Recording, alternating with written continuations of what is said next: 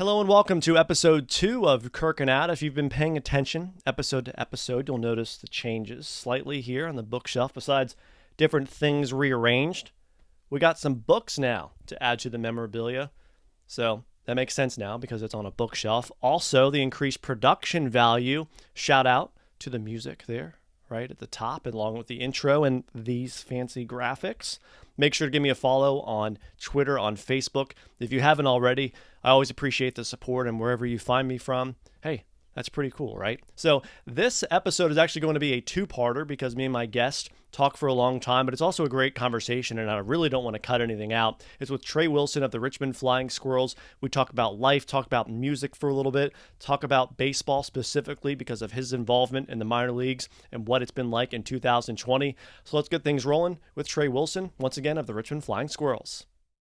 So if you know me, one of the biggest things that I love is baseball. Sports in general, obviously, but baseball is my passion. It's been that way for a long time. So I figured on this second episode of Kirkin Out, bring on one of the best baseball guys I know, and that is Trey Wilson from the Richmond Flying Squirrels, Director of Communications and Broadcasting. Trey, how's it going? Good to see you. Hey, Kirk, thanks for having me. It's definitely good to see you. It's been way too long.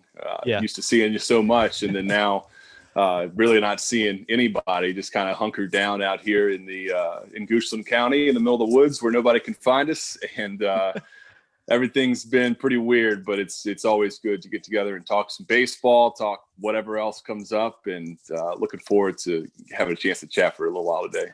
Yeah, well, it'll be fun to pick your brain. But for those that don't exactly know your background, where you came from, obviously you're with the Richmond Flying Squirrels right now, a Double-A affiliate of the San Francisco Giants for the time being. I guess you could say we can cover all of that later whenever the baseball changes happen. But where are you from? How'd you get to this point? I'm sure a lot of people like to know your background and really understand who you are.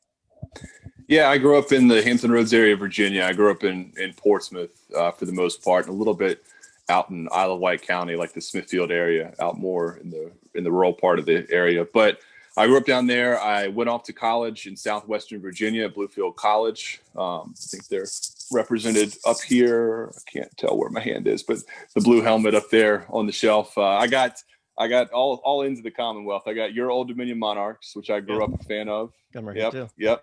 Then I got the Hokies, which I grew up a fan of ODU and Virginia Tech. They almost never crossed over back in the day. It's hard to maintain that dual fandom now because they actually play each other in some stuff.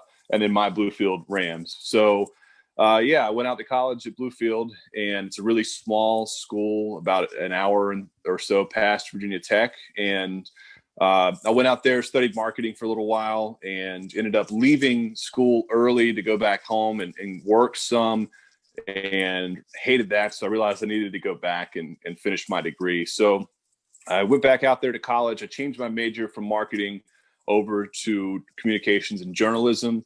While I was there, I worked with the sports information department pretty closely, and then eventually down the road ended up having an actual job in the sports information department there.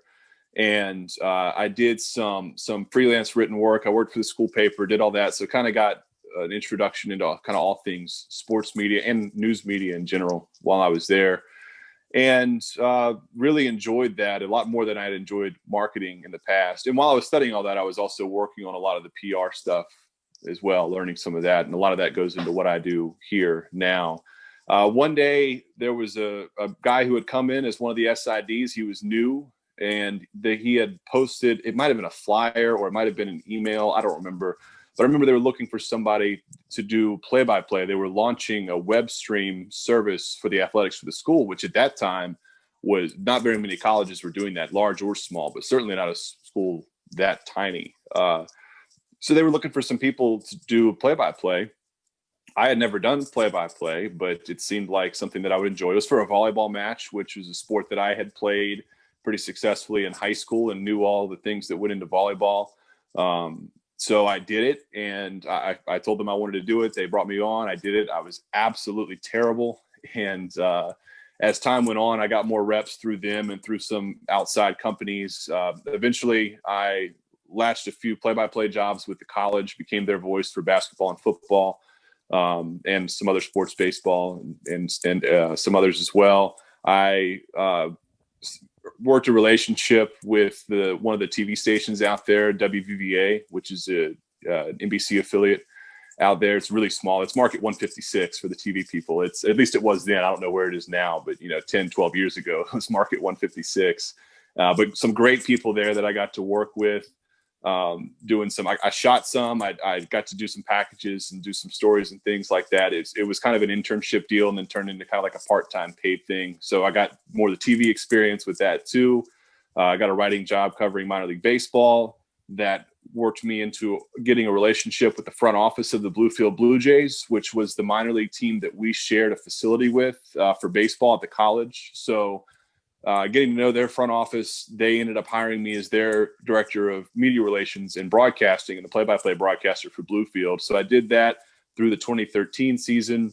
They're a Toronto Blue Jays affiliate, which got me into a relationship with people around the Blue Jays organization. I went down to the baseball winter meetings in Orlando in 2013, talked with one of the people from the Lansing Lugnuts, which is the Blue Jays single A team in Michigan, and ended up going on there as a play-by-play broadcaster. Did a year there in 2014, and then ended up getting hired in Altoona, Pennsylvania with the Altoona Curve, which is in the same league as the Flying Squirrels, the Pirates AA team. Got hired there as their number 2 guy. My boss left. He got a job with the New York Mets. He's actually now with the San Francisco Giants, which is our affiliate, of course. And after 4 years there, the position here came open in Richmond. And I kind of struggled with figuring out, because I really liked that job, but struggled with whether or not I was going to leave to come back home. But Kirk, you know this well, man. You get so few chances to be selective about where you go anywhere in the sports or any kind of media industry. And first of all, the Flying Squirrels were such a top-notch grade A organization. I knew I had to jump at it, but also for me, it was a chance to be, my family's down in Tidewater. My mom lives in Fairfax County in Northern Virginia, and my girlfriend's family is all out in Southwestern Virginia. So we're right in the middle. It was a perfect situation. So I came here late in 2018, came back home, and honestly, unless something comes up that I just cannot turn down, this is where I hope to be for the rest of my career in sports. Yeah, that's awesome. It's cool to end up here. As you kind of mentioned, me being a little similar. I'm also from Fairfax County. Being in Richmond is close to where I'm from, but all my family now here is in Richmond. But it took me 3 stops. I started in Alabama, went to Ohio, the cold, like you're up there in Michigan, and then back down here to Richmond. So it's been a pretty cool adventure. And your sports journey has been interesting. But one thing I do want to touch on, because I can see your shirt there, the Turnpike Troubadours. I know you're a big music guy. We'll flash your Twitter on here, because Trey's a great follow on Twitter, and I've known you for almost 2 years now, and I've always seen you talk about music and going to concerts, and you have all this really good taste in music. How weird has it been this year? Because it's concerts are basically been non-existent. They've kind of reemerged. But as a huge music guy, what's it been like not being able to do that other love of yours? Yeah, so I grew up a musician, and actually in that time in between college stints and even some of while I was in college, I played in a few bands and toured around and got that lifestyle. And one of the things that I've actually done this year is I've really kind of dove back into playing music. And I'm in my home office here, and it's also like my home studio / my hangout zone. I've got like the multi-screen stuff for watching TV and whatnot, but I've got my music making lab kind of right here for getting some tunes made and everything. So it's a big part of who I am, and I'm a big fan of a lot of different types of music all across the board. So, and I'm a big fan of live music. So normally for me, I can't go to any games during the summer, any concerts during the summer, because I'm traveling around for baseball, working 7 days a week. So I try to pour as many of them as I can into the fall and winter. So even up March 1st, I was at a show in Arizona while I was out there for spring training. I went to Innings Fest and saw Jason Isbell and Dave Matthews Band was there, for people who are into that kind of thing. But I was thinking, even at the time, I was like, well, this is going to be my last show probably for 6 months. And then, didn't expect obviously what was coming 2 weeks later. Well, I'm sorry. Actually, I had tickets for a show March 14th, which was of course right after, it was like 2 days after everything started shutting down. But I thought I was winding down my live music time anyway. And then of course there was no baseball season. There was no anything all summer. So no live music, which has been a little bit weird. I have been able to get out and see some drive-in shows, which has been awesome. I drove down to Charlotte. It's one of the only times I've been out of the state since all this went down. We didn't even stop anywhere. We stayed in the car, never had any contact with any other people. It was great. But went to an Avett Brothers drive-in show at Charlotte Motor Speedway. And then we've had a bunch of drive-in shows here in Richmond, which has been great. Marcus King Band, the Broadberry, put on a show with them at City Stadium. Saw No BS Brass, which is a great Richmond band. They did a drive-in show at City Stadium as well. And of course, we're hosting some drive-in shows at the Diamond now. Well, the Broadberry is doing them. We're just the facility. But the Broadberry has been doing some shows in Richmond. So it's great to see how people in the music industry have gotten creative to keep live music available, whether it's through pod seating shows that we're starting to see or drive-in shows. I love the drive-in shows. I have a pickup truck, turn it around backwards and set up my chairs right there in the truck bed, and don't have to deal with a bunch of people. It's actually for somebody like me, it's actually kind of nice. Well, that's really cool. And you mentioned the Diamond being able to host some concerts and kind of sticking along what 2020 has been like. A guy like yourself, you've been broadcasting games for a lot of years. This was the first year since when that you didn't do minor league baseball? Yeah, in some capacity, 2011 was the first season that I did like a lot of minor league baseball, and then full time starting in 2013. So it has been a long time. I was really lucky that I did go to spring training and got to see 14 baseball games in a week while I was out in the Phoenix area in Arizona. My dream right there. Yeah, that was a cool trip. I had been to spring training in Florida several times when I worked at the Pirates organization. This was my first time to Arizona. So I hit all the stadiums that were out there. And of course, Scottsdale, where the Giants are, hit that a bunch. But at the time, I wasn't really taking in a lot of the games or the baseball side of it. I was just like, I'm literally about to watch 140 of these and be in this working every day. So, I'd watch 3 innings, 4 innings or so, and then head off and do some work or do something else. And the last game that I was at was an Angels spring training game the day I flew out. I was just killing time before my flight. And that was the one I probably paid the most attention to, because I was like, I've gotten to see Mike Trout play a few times, but it was his rookie year. We knew he was going to be a star, but he wasn't what he is now. This was the first time I had seen Mike Trout. So I paid since his rookie year. So I remember telling myself, like, just soak this in, because you don't get to see, this is one of the greatest baseball players ever. Him and then Albert Pujols in the same lineup there, and all the other great players they have there. So that was the last game that I saw. I actually was telling myself to really appreciate that moment. So thankfully I did that and really kind of did take that in, because unfortunately, as things shook out, there wasn't a whole lot of professional baseball. There was no more professional baseball for me for the rest of the year. So it has been very strange. I have called some other games on the side, some tournaments that have been going on here in the area, travel ball and stuff like that. But it's been very strange not being around the ballpark 7 days a week. Yeah, that's pretty cool. We got to see Mike Trout play in the minors. I remember, guys, thinking back in Northern Virginia, I grew up going to Potomac Cannons games, and now they're the Fredericksburg Nationals. I did see Pujols play in the brief, 10 or 15 game stint that he was at single A way back when, like how Juan Soto was in double A for 20 games or something before he made up to the big leagues. Do you have a favorite guy that you maybe got to see coming up in the minors as a broadcaster, even growing up as a kid? They're like, it's just really cool to look back and go, I saw him before he was who he is now. Yeah, I remember I grew up, of course, not far from Norfolk, so we went to a lot of Norfolk Tides games. I also lived in North Carolina some as a kid, so we would go to Kinston Indians games, which was the closest team we had there. But the first guy that I remember really seeing in Norfolk and then seeing in the big leagues and being like, oh yeah, I remember watching that guy play for the Tides. It's really random, but it was Jason Isringhausen. He's the first one that stands out. I did see a few others when I was a kid, but in minor league baseball, working in minor league baseball, when I covered the Bluefield Blue Jays in 2011, that team had Noah Syndergaard in Bluefield. He was 18 years old. He had a buzz cut, real quiet, soft-spoken kid, cowboy boots, and he was really, really good. And it's really funny how he's kind of gone on to become Thor for the Mets, right? I wouldn't have thought, based on a pretty limited interaction, he wasn't there very long, but the pretty limited interactions that I had with him when he was in Bluefield, that he would become this kind of personality that he is in baseball. But there have been so many that came through Bluefield while I was there, or even just teams that I got to see people play against. I had a lot of really talented players while I was in Altoona who've gone on to have some major league success. I've only had 1 season in Richmond so far, but we've already had a handful of guys from there go on to play in the big leagues, and time will tell how many of those guys turn out to be stars. I had Tyler Glasnow while I was in Altoona on a couple of different years teams, and he's become obviously still a work in progress, but has a lot of the potential to be one of the best pitchers in baseball. I think he showed that the other night when he pitched against the Yankees. He was another one of the most dominating minor league pitchers, probably the most dominating minor league pitcher I've ever seen in my life. So he's another one that stands out. Yeah.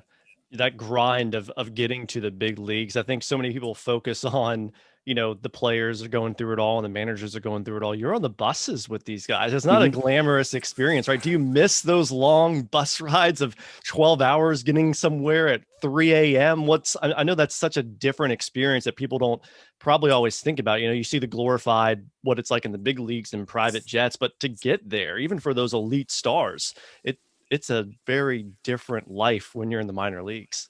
Yeah, it's something you do get used to, especially for somebody who's been doing it for as long as I have, and having done it with college programs too.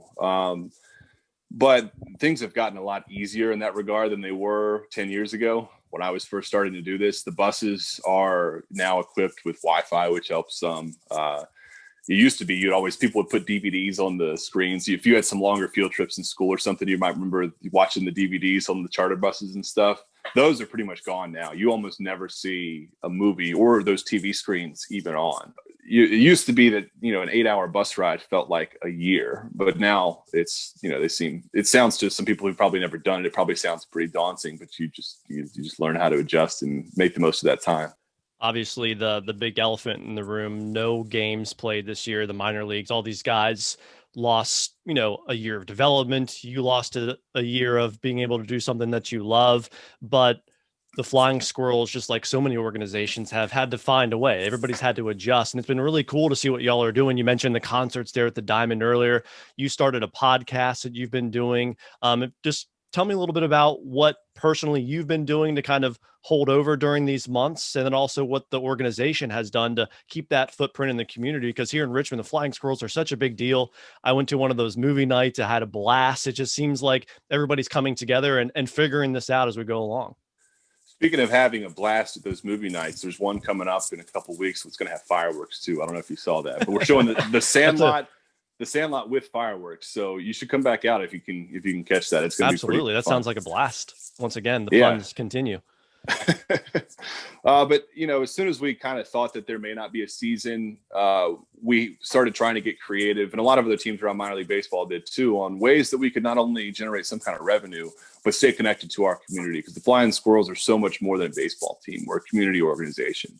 And thankfully in minor league baseball, a lot of our organizations double as events organizations. We put on a lot of non-baseball events as it is. We've had to take that to a different gear this year with happy hours, the movies, and they're doing disc golf now and all these other things. But there was no time to sit around and sulk about the fact that we weren't going to be able to host, between 6,000 and 10,000 people in the ballpark every night for 70 nights at home, plus for me, another 70 on the road.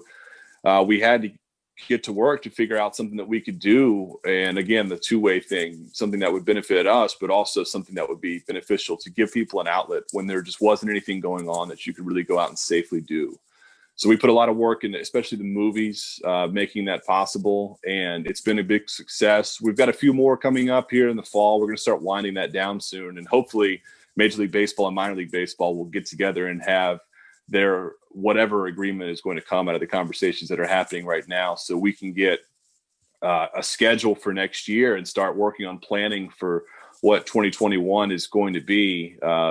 We don't know. I mean, you follow it, Kirk. There's so many questions that are out there. Honestly, most of what I know, I find out from reading the papers or reading JJ Cooper's work for Baseball America and stuff like that, on when we're going to play baseball again. There's two things that we're fighting right now, and you know this well, but we're fighting having to battle the coronavirus and not being able to bring people into the ballpark through that, and also battling uncertainty about what baseball is going to look like from a development standpoint going forward. And we're all very confident there's going to most likely be baseball in Richmond, professional affiliated baseball in Richmond. We're just waiting to find out what the rest of that is going to look like. So for now, the events will go on until we kind of get an idea of what 2021 from a baseball standpoint is going to look like. And then we're going to hit the ground really hard on making 2021 as good of an experience as it can be for everybody who comes out to the ballpark. Yeah. And your podcast too. I know we discussed it about a little bit, but if you could just tell those people what they should find. I've mentioned, I've probably listened to about half of it so far. I got to go back and listen to some more, but it's a really cool kind of inside baseball look at. It's not always just talking about with these guys about their stats, but it's about their lives. It's about, what's been going on. So what's that podcast like, and not only for you, but what is it for the people that would like to know more about it? Yeah, it's been kind of something that I feel out as it goes. And I know this is just episode 2 for you with this, but you'll have the same thing as you go with these interviews and your show with this. But it started out as another way to stay connected really to our fans. And it's a good bit of work to put these things together, each week. But it's been a great chance to have some of our people associated with the organization tell some of their stories. I said this on Twitter the other day after getting a really nice compliment from one of the guys who covers Giants minor league prospects, who's being way more kind than he needed to be with his words. But I'd said that, there are plenty of people out there who can talk about spin rate or curveball development or swing development or anything like that. And I can do that. I can hold my own in that conversation. But there are a lot of people who are much more well-credentialed to talk about that kind of stuff. So as this thing started to go on, what I found that I really liked, especially with some of the guys that I know pretty well who played for Richmond, was that we just have conversations about, growing up playing ball and what their journey through the minor leagues has been like. And it's a lot like a conversation that I'd be having with the guys in the clubhouse in the middle of the afternoon, or if we were talking on the bus, the times when that's happening, some of the things there. Although we, sometimes in those conversations, obviously we'll go off and talk about all kinds of things not related to baseball, but we really try to keep it a low key, relaxed conversation. If it's one of the baseball players, we had Chris Ray on. He was a little bit of a different path, who runs Center of the Universe Brewing, which is a partner of ours. They do our beer rally cap, but he's a former Major League Baseball player too. So we talked about his path through baseball and then how that turned into a path making beer and doing it very successfully. And we had Kyle Haynes on recently, who is the Giants Director of Player Development. We talked some about his path, but we also talked about some of the behind-the-scenes challenges that people may not know went into trying to figure out, with no minor league baseball season this year, how are you going to keep development moving forward for all these couple hundred players that you have in your minor league system, because you can't just lose a whole year. And that was the most recent one that's run to this point, and it was a really good chat with Kyle. We got some more stuff coming up that's going to go down some loosely baseball related topics, some not at all baseball related topics. It's kind of all over the board, but it's called the Funnville Nine. If anybody wants to look it up and take a listen, the Funnville Nine, AAA has been a great partner with that. They're the presenting sponsor for the show. It's on Apple Podcasts, Spotify, Stitcher. It's on our website, squirrelsbaseball.com. So it's pretty easy to find if you look it up. Funnville with 2 N's, Funnville, which is part of our Flying Squirrels branding. Anybody who follows our situation in Richmond kind of probably already knows the whole have fun, go nuts branding that we have. All right, well, that seems like a good stopping point for part 1 of my conversation with Trey Wilson. As I mentioned before, he's got a great podcast. He's also a good follow on Twitter. We'll link to those in the description below, and look forward to part 2 of our conversation on the next episode of Kirkin Out.